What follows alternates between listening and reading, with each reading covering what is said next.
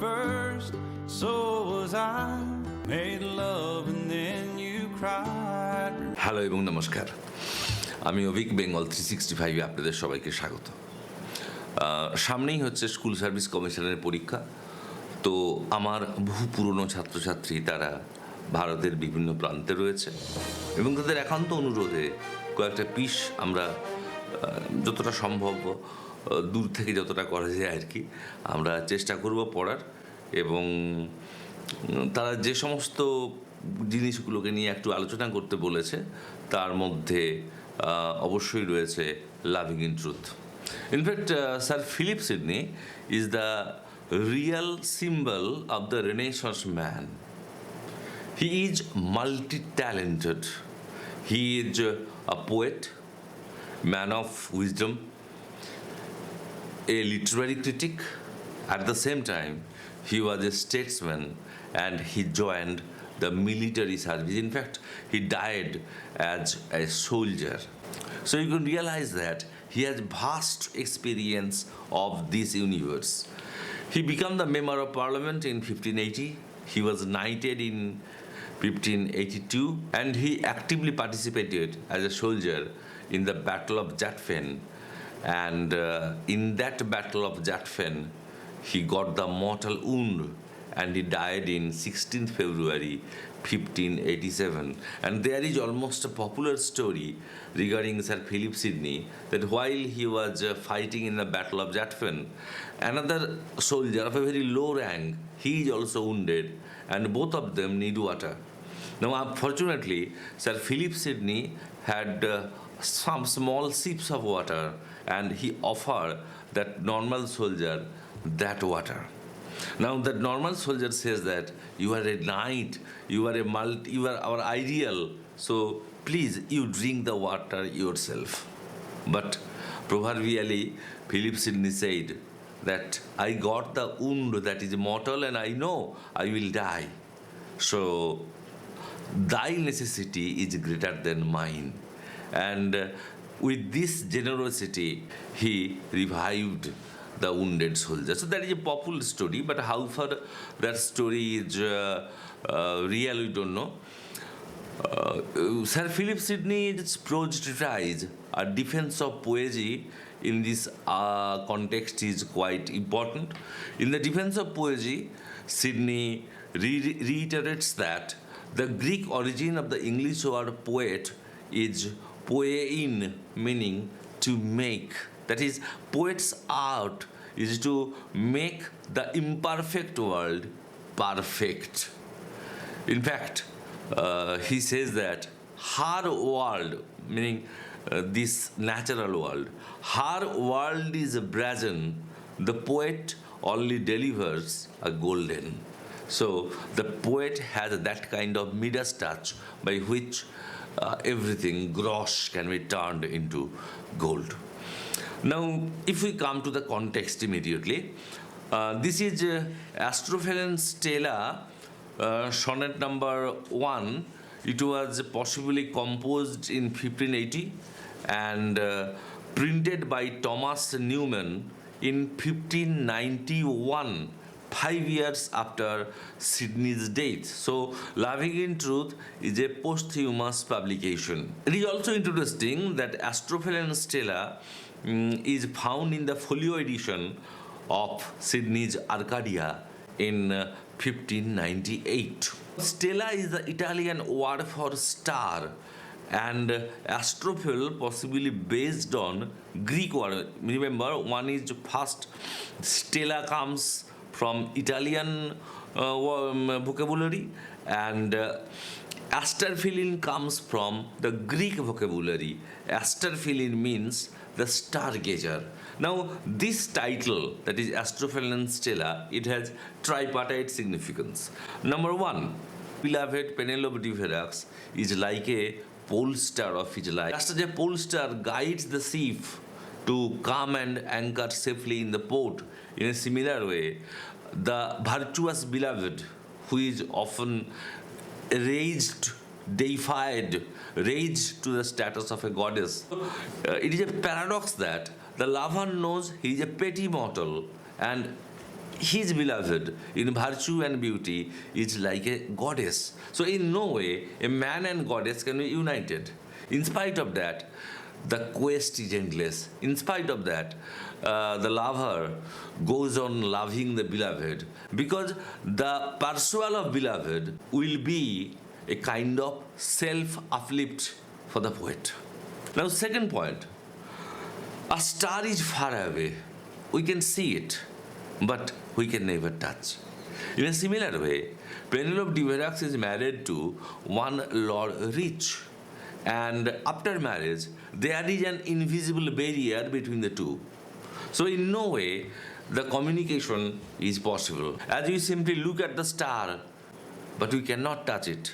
In a similar way, from a distance, Sidney goes on worshipping, doting Penelope de Verax, because she is already married to someone. So there is a social barrier which she cannot cross.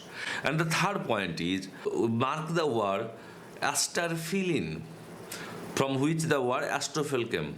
Now this Greek word Astrophil contains the word phil, that is Philip. That is, it is a direct reference that Astrophil, film refers to Philip Sidney. This is a very crafty nomenclature which even before reading the sonnet speaks many things. If we start the sonnet, line number 1, loving in truth. Most Elizabethan sonneteer, they firmly confess that their love for their beloved is real, honest, and not pretended. So loving in truth, and fain in verse my love to show. Fain is an archaic word. Fain means eager. But loving someone is just one side of the coin. The other side is you have to confess to her, you have to make her believe that you really love her.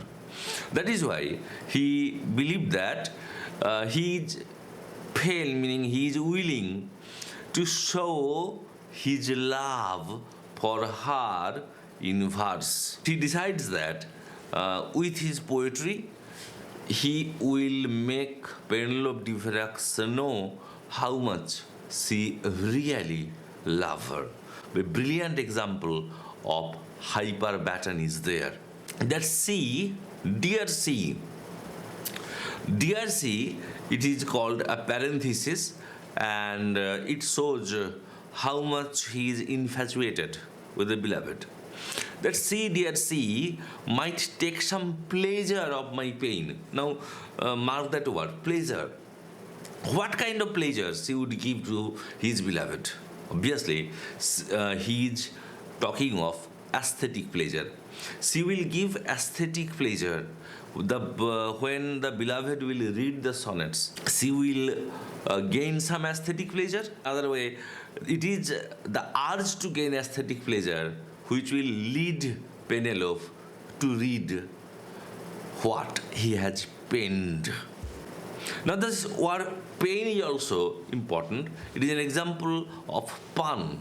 Number 1, pain. That is, the sonnets which I dedicate to my beloved is full of my personal pain, agony, that how much I am mentally disturbed for the absence of you. At the same time, the word pain also refers to P-E-N, pain. What I have penned down will be conveyed to her in my verse, and because of the urge of the aesthetic pleasure, she will read the sonnet. So that is the poet's expectation. Now this poem actually maintains a kind of structure. You can say a syllogism is there. Her line, the next logic is there, that pleasure might cause her to read. In order to gain aesthetic pleasure, she will read, causative verb is there.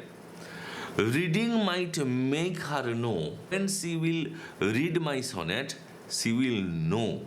Now, what she will know? Knowledge is so knowledge does not mean wisdom here. Knowledge means knowing.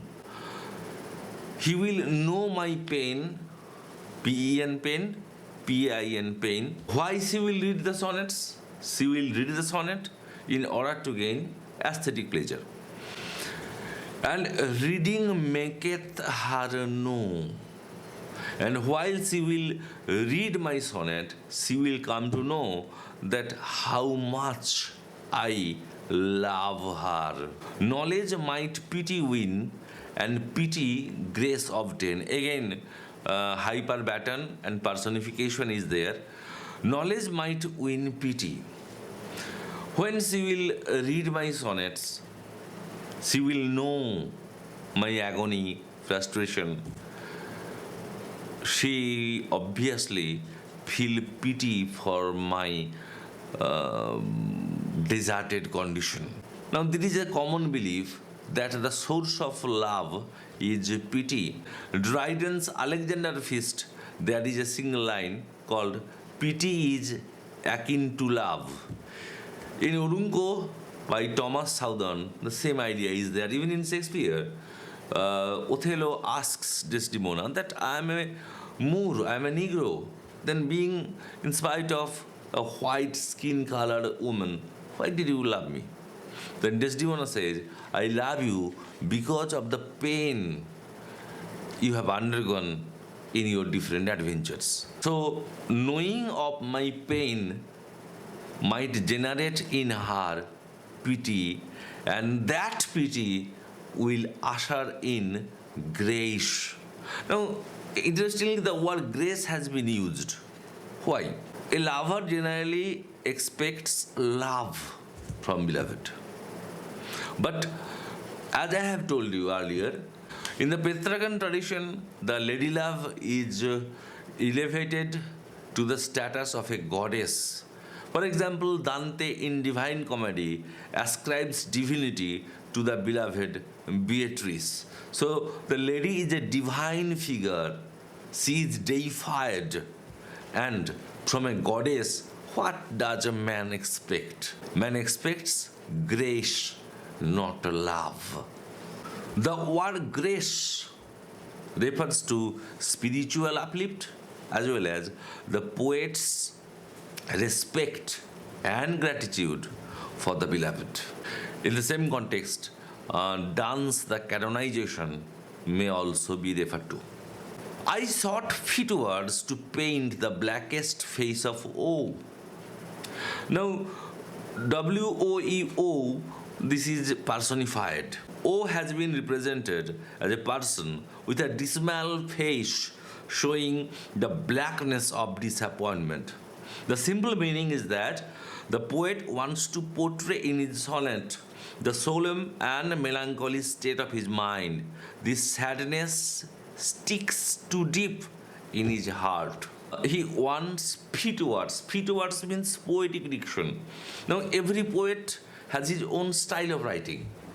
Every person is unique. Every person's idea, emotion is unique. So he is talking of literary plagiarism, that he is seeking fit words related to love, frustration of love, or worship of beloved. This kind of romance vocabulary he is searching for in other poets' writing, just as Dante had for Beatrice or Petrarch for Laura.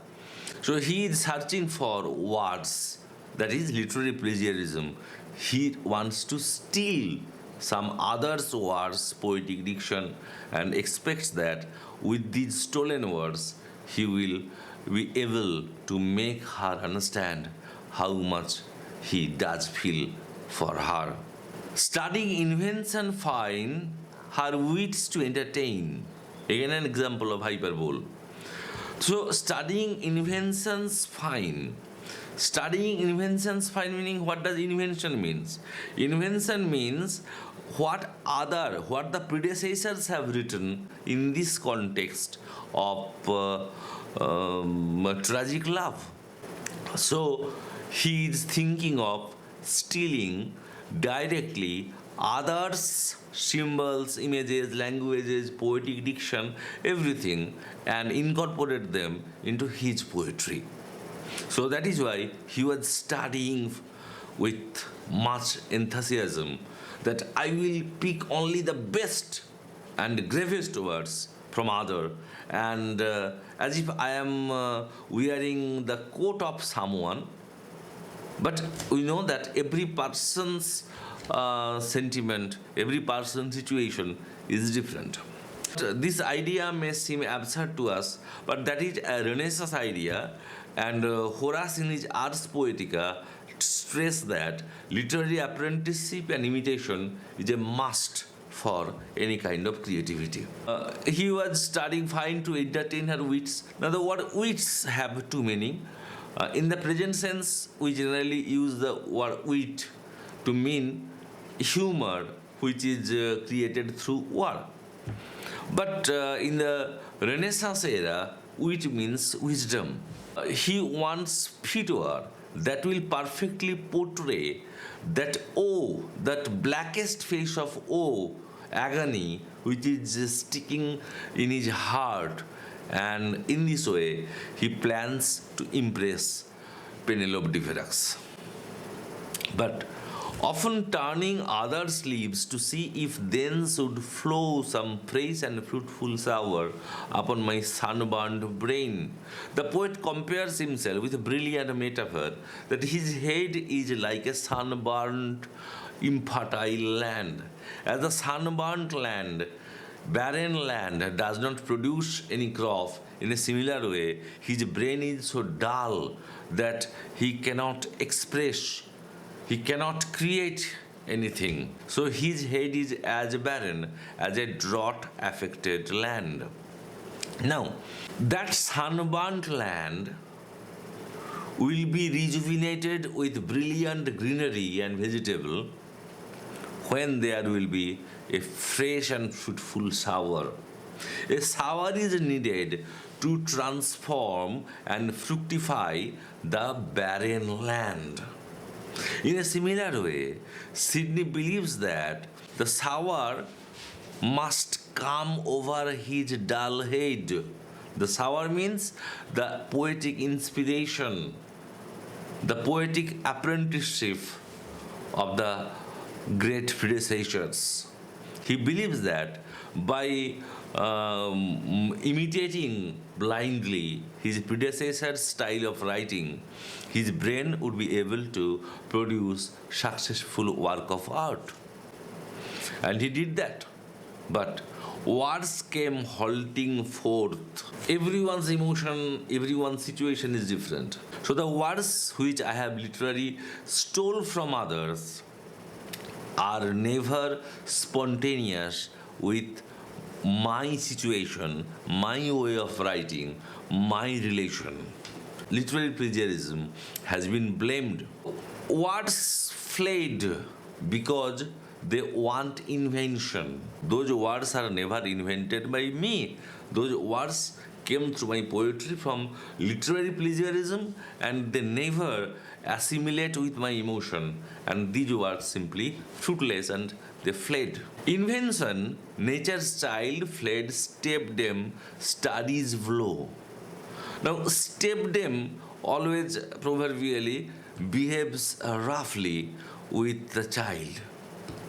So he believes that poetic invention must be a natural process. What Wordsworth says, poetry is the spontaneous overflow of powerful feelings. It should be natural outburst of emotion. Imitation is like the stepmother who will blow, and others' feet still seem but stranger in my way.